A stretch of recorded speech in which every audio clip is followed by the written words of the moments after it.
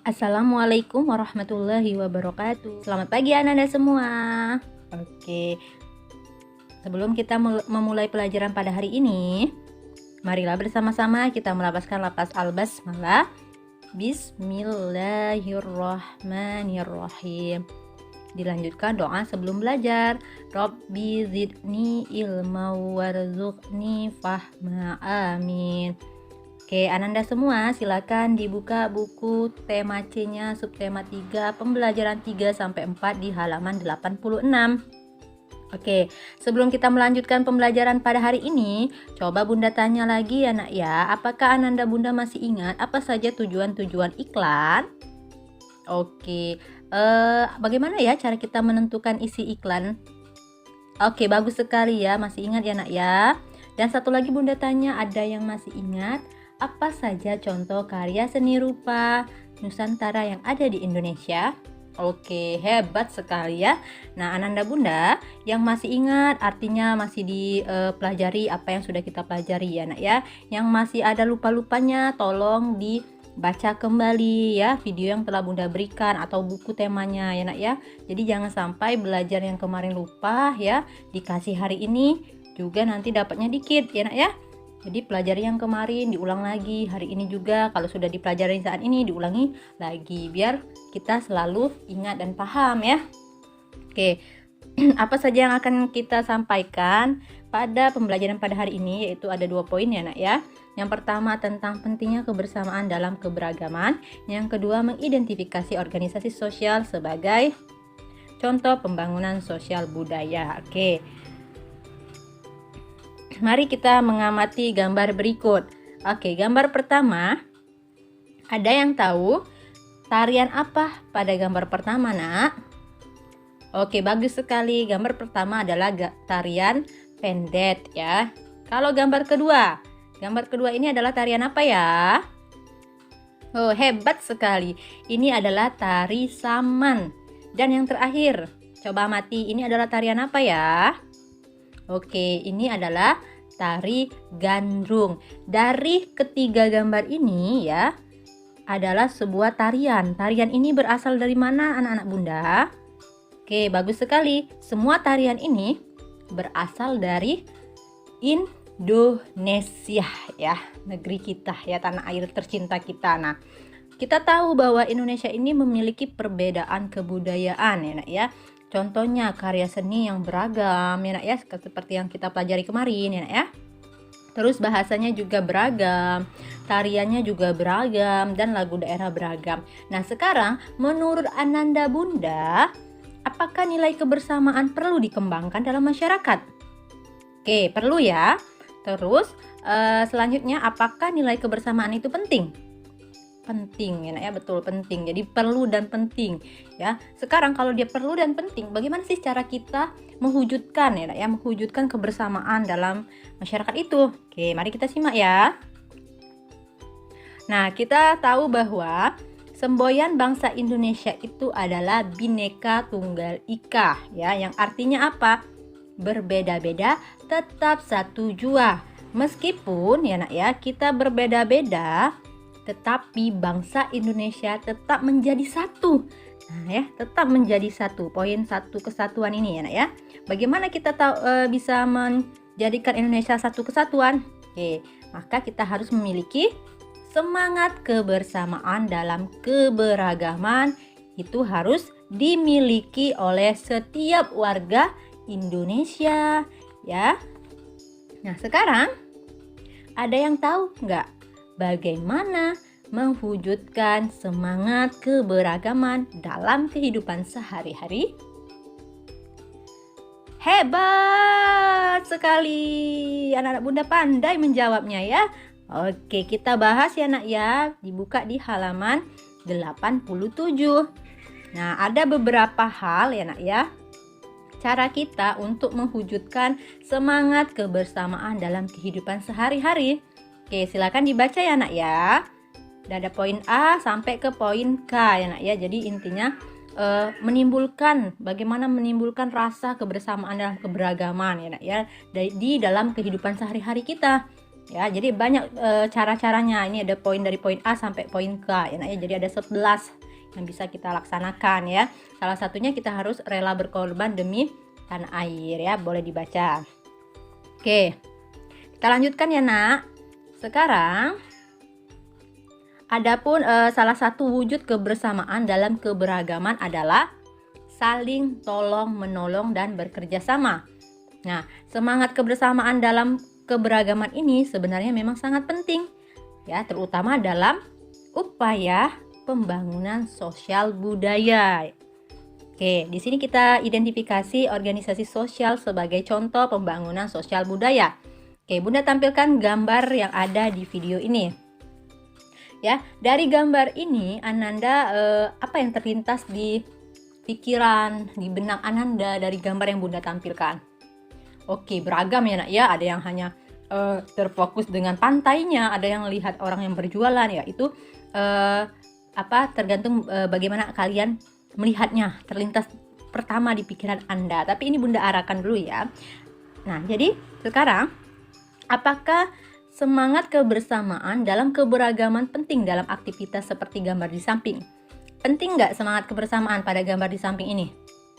Oke, jika penting, kenapa penting ya? Ya harus penting. Kenapa? Karena kalau misalkan orang berjualan ya, sama-sama kita lihat di sini. Orang ini berjualan, sama-sama berjualan ikan hasil laut, ya Nak ya. Kalau nggak ada kebersamaan, ya Nak ya, mungkin akan ada perpecahan nggak? Iya mungkin ya Nak ya, bisa jadi.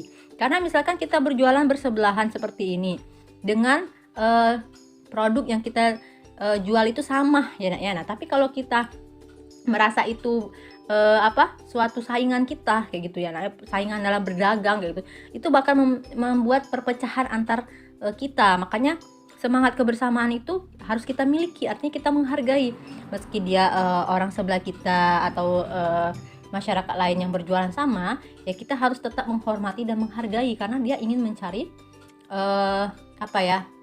membantu ekonominya kayak gitu ya. Nah, sekarang kita lanjut ke nomor 2. Apakah pengaruh aktivitas tersebut terhadap pembangunan sosial?